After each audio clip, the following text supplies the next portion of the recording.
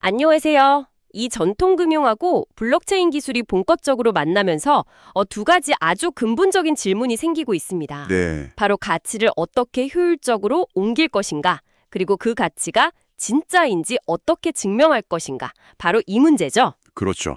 핵심적인 질문입니다. 오늘 저희는 바로 이 두 가지 질문에 대해 각자의 방식으로 답을 내놓고 있는 두 거인, 리플 XRP와 체인링크, LNK를 깊이 파고들어 보려고 합니다. 미래금융의 핵심 인프라를 두고 이 둘은 과연 서로 경쟁하는 관계일까요? 아니면 같은 그림을 그리는 다른 조각일까요? 아주 중요한 화두를 던져주셨네요.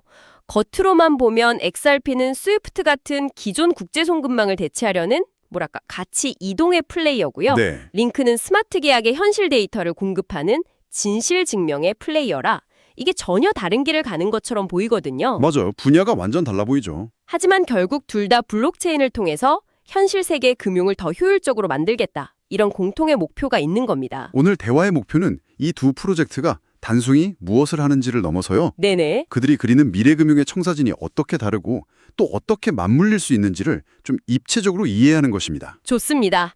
그럼 먼저 가치 이동의 선두주자 리플부터 시작해보죠. 많은 분들이 XRP를 그냥 은행 코인 이 정도로만 알고 계시는데 사실 그건 너무 단순한 설명인 것 같아요. 맞아요. 리플의 진짜 혁신은 기존 국제결제 시스템, 특히 그 스위프트에 대한 정면 도전이다. 이렇게 봐야 하지 않을까요? 정확합니다. 핵심은 속도와 비용의 혁신이죠.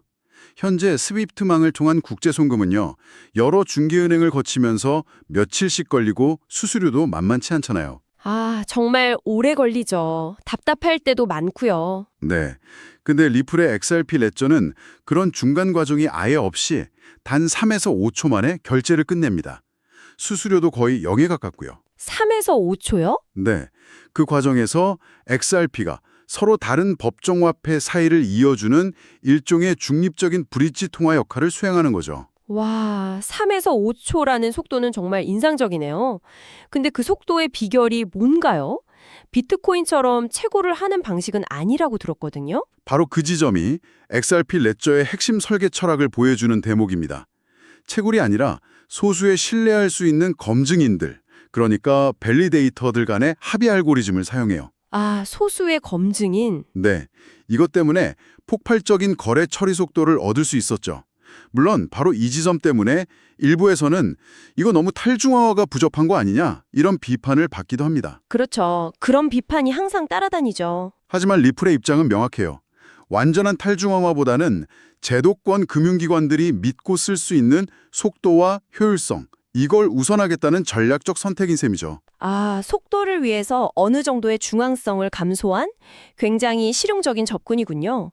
하지만 바로 그 제도권으로 들어가려는 전략 때문에 가장 큰 시련을 겪기도 했잖아요. 네, 그렇죠. 바로 미국 증권거래위원회 SEC와의 소송 말입니다. 이 지루한 법정 다툼의 결과가 리플의 미래에 어떤 영향을 미쳤다고 봐야 할까요? 그 소송은 정말 리플의 운명을 건 한판이었죠.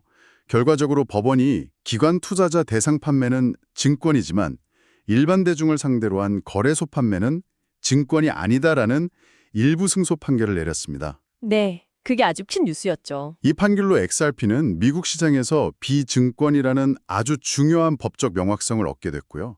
이건 사실 다른 어떤 알트코인도 갖지 못한 강력한 무기가 됐습니다. 그렇죠. 하지만 동시에 이 과정에서 많은 금융 파트너들이 리플하고 협력하는 걸 좀 주저하게 만들었고요. 성장에 큰 제약이 있었던 것도 사실입니다. 법적 족쇄는 풀었지만 이제는 시장의 신뢰를 다시 얻고 실제 사용 사례를 폭발적으로 늘려야 하는 과제가 남은 거죠. 명확성을 얻은 대가로 시간과 기회를 잃은 셈이군요. 자, 이렇게 리플이 현실 세계의 금융기관들과 손을 잡으려고 고군분투하는 동안에요. 네, 블록체인 내부에서는 또 다른 거대한 문제가 있었습니다. 바로 블록체인이 장님이나 귀머거리처럼 외부 세계와 단절되어 있다는 문제요. 이 문제를 해결하려고 등장한 게 바로 체인링크 맞나요? 네, 맞습니다. 그게 바로 오라클 문제, 오라클 프로블럼이라는 겁니다. 스마트 계약이라는 게 한번 배포되면 코드에 적힌 대로만 작동하는 자동화된 프로그램인데 스스로 외부 정보를 가져올 능력이 전혀 없어요.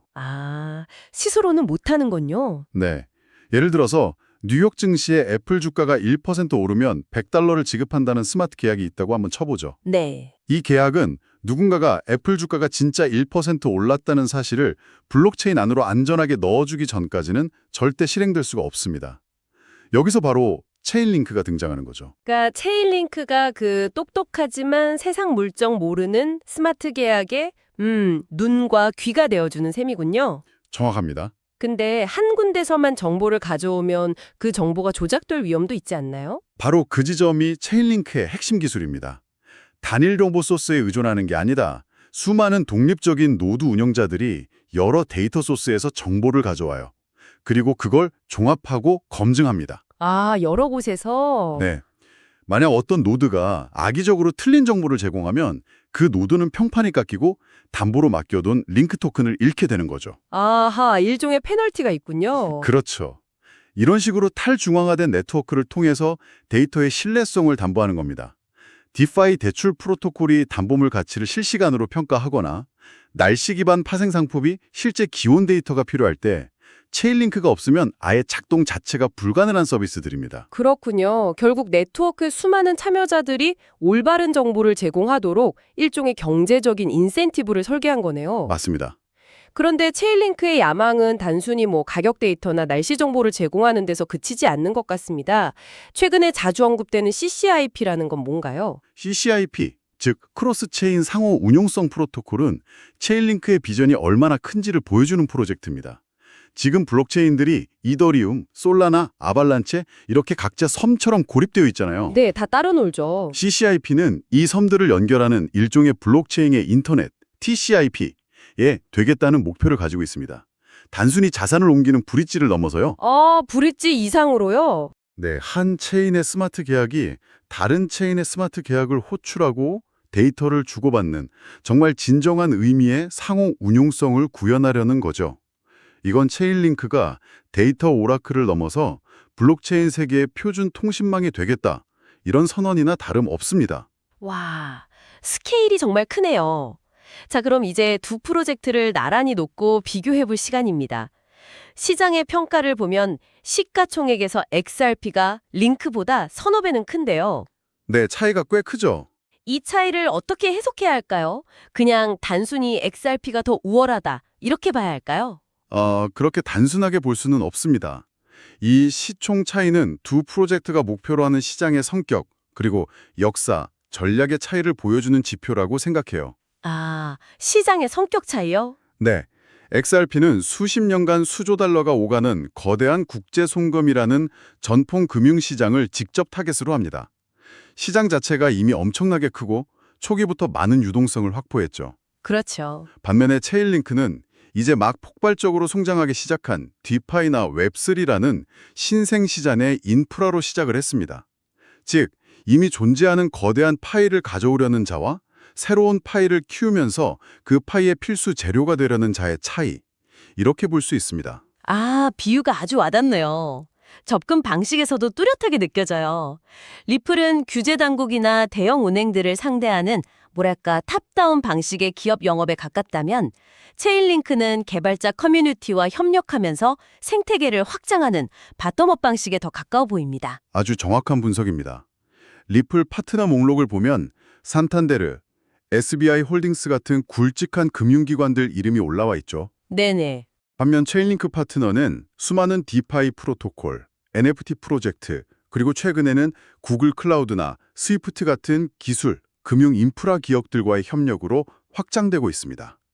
한쪽은 금융의 고객을, 다른 한쪽은 금융의 건축가들을 공략하고 있는 셈이죠. 고객과 건축가라. 흥미롭네요. 자, 그럼 이제 가장 중요한 질문으로 넘어가 보겠습니다.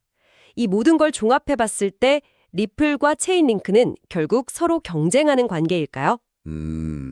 더 큰 그림에서 보면요. 둘은 경쟁자라기보다는 서로 다른 레이어에서 작동하는 보완제에 가깝다고 봅니다. 아, 보완제다. 네, 아까 우리가 나눴던 이야기처럼 XRP는 돈의 흐름, 즉 가치 이동 레이어를 책임지고 LNK는 그 흐름을 유발하거나 조건을 검증하는 데이터 및 논리 레이어를 책임지는 구조니까요. 흔히들 XRP를 고속도로에, LNK를 그 위를 달리는 차들에게 실시간 교통 정보를 알려주는 내비게이션 시스템에 비유하더군요.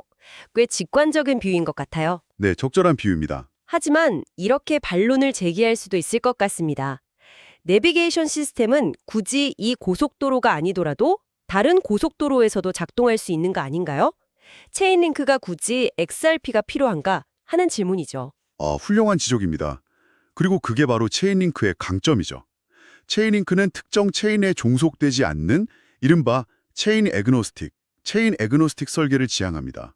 어떤 고속도로든 지원할 수 있는 내비게이션인 셈이죠. 네. 하지만 특정 종류의 금융상품, 특히 현실 세계의 자산과 국경 간 결제가 복잡하게 얽힌 미래 금융상품을 상상해보면 이 둘의 시너지가 극대화되는 지점이 보입니다. 예를 들어 어떤 시나리오가 있을까요? 가령 미국에 있는 상업용 부동산을 토큰화해서 전 세계 투자자들에게 판매하고 매달 나오는 임대료 수익을 각국 투자자들의 통화로 자동 분배하는 스마트 계약이 있다고 상상해보죠.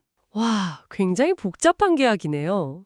네, 이 계약이 제대로 작동하려면 두 가지가 필수적입니다. 첫째, 체인링크가 오프체인에 있는 실제 임대료 수입 데이터를 가져와서 정확한 배당금을 계산해야 합니다. 그렇죠. 데이터가 있어야죠. 둘째, 계산된 배당금을 미국 달러에서 일본 엔화, 유로 등으로 즉시 환전해서 수수료 거의 없이 보내야 하는데 바로 이 지점에서 XRP 레저의 값빠름 국경 간 결제 기능이 사용될 수 있는 겁니다. 아하. 하나는 무엇을 얼마만큼 보낼지 결정하는 두뇌, 즉 링크 역할을 하고 다른 하나는 어떻게 보낼지 실행하는 혈관, XRP 역할을 하는 거죠. 이 두 기술이 결합될 때 비로소 복잡한 글로벌 온체인 금융이 완성될 수 있습니다. 와, 정말 구체적인 그림이 그려지네요. 결국 XRP와 링크는 각자의 영역에서 미래 금융의 핵심 퍼즐 조각을 만들고 있었던 셈이군요. 맞습니다. 하나는 결제라는 단단한 뼈대를, 다른 하나는 그 뼈대를 움직이게 하는 데이터라는 신경망을 구축하고 있는 거고요. 네, 바로 그렇습니다.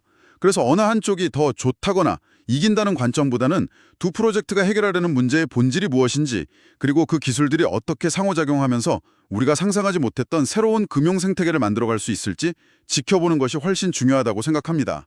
오늘 대화를 통해서 두 프로젝트에 대한 이해가 한층 깊어졌기를 바랍니다. 단순히 코인의 가격을 넘어서 그 뒤에 있는 거대한 비전과 기술적 철학을 엿볼 수 있는 시간이었네요. 네, 의미 있는 시간이었습니다. 마지막으로 이런 질문을 던져보면서 마무리하고 싶습니다. 모든 자산이 블록체인 위에서 거래되는 미래가 온다면 우리에게 더 근본적으로 중요한 인프라는 과연 무엇일까요? 가치를 눈 깜짝할 사이에 국경 너머로 옮기는 기술일까요? 아니면 그 가치가 진짜라는 것을 세상과 연결해서 증명하는 기술일까요? 어쩌면 이 질문에 대한 답은 둘 중 하나가 아니라 둘 사이의 균형에 있을지도 모르겠습니다. 시청해 주셔서 감사합니다.